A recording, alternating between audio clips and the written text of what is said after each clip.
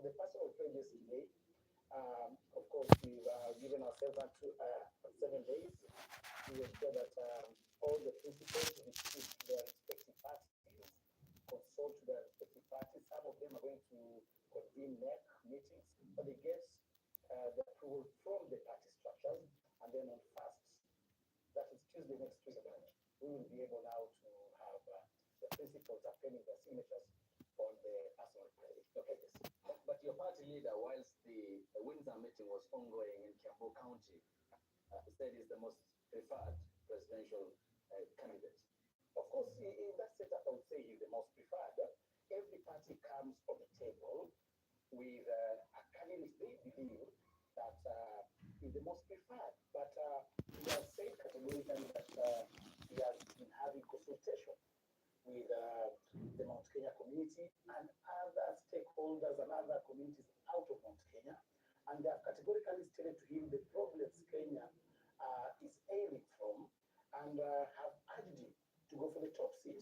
And every party, whatever, of course, believe Kalonzo Musyoka is the best. I don't know his political party. Safina believes Jimmy Wanjigi is the best. Every party will front their presidential candidates. And Rigathi Gachagua has been very clear that he will not be the stumbling block when it comes to removing William Ruto. That he's willing, if it will not be him, he's willing and committed to support the person the coalition will agree to. So we will talk more about the manner extensively, and also what the opposition offers on its main for the Kenyan people. Council, yeah, your reaction. Thank you so much. Let me say that we are enjoying that the HIP by the common purpose and the desire to put in place a government that is responsive to the plight of the people. And we understand that while we undertake this route, we have all political parties on board and all hands on deck.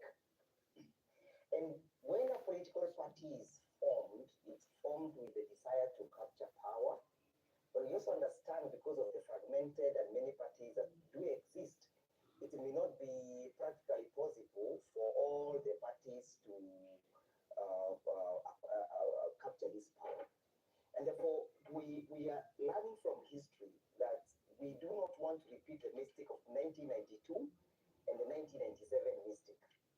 We want to learn from what Kibaki did with Honorable Ngilu and the late Omalo Kijana, that we have unity of purpose to make sure that we send William Ruto, the outgoing president,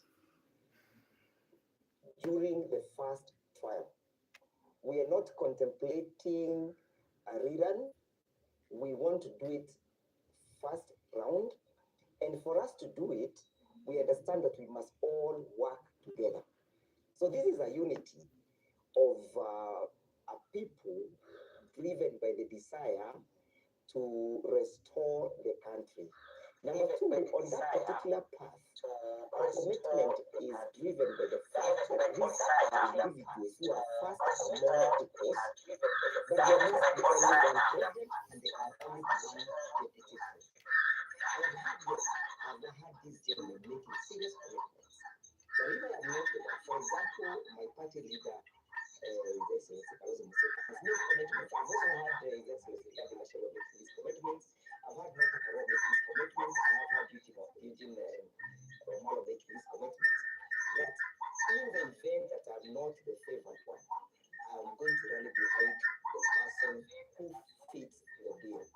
So the Windsor retreat is the beginning of realizing the unity of purpose, so that we can front one presidential candidate. And the hope I can give to our supporters is that these party leaders are committed to that process. That at the fullness of time, we will have one presidential candidate to face the outgoing president, William Ruto. Yes, Javas. Your reactions to the opposition opposition pathway, and they are meeting today in this one-page statement where they talked about the importance of unity. Well, thank you.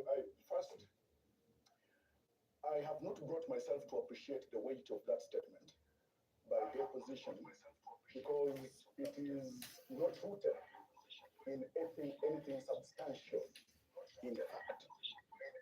Now, of course, we all appreciate that elections, since the first election of independence, 1963, that elections by their nature are democratically contingent concepts and driven and rooted by struggle for power under the rule of law. And it's this struggle for power that has continued to make political parties not just to be formed, but haggle, struggle, and try to come together, especially under the Constitution of Kenya 2010, to see how they can attain power. Sticking to the issue of the statement, I would say that the alternative united opposition, so-called, it is a candle in a breeze. It's a candle in the wind for a number of reasons. One, today they have come together with the idea that they should coalesce and agree that they should sign off to work together and support whoever will be settled on to fly the opposition flag. But to what extent is the opposition united? To what extent are their interests homogeneous? Now, you look, for instance, the party that is represented here by Council Ndegwa, Wiper Patriotic Front. It's led by the distinguished Honorable Kalonzo Musyoka, who himself, for instance, has not had even a rally, political rally, over the past so many months. A serious political rally outside Ukambani. Okay. No, outside Ukambani. Wait. Second, no, it's okay. Dishonest. No, it's okay. No, it's okay.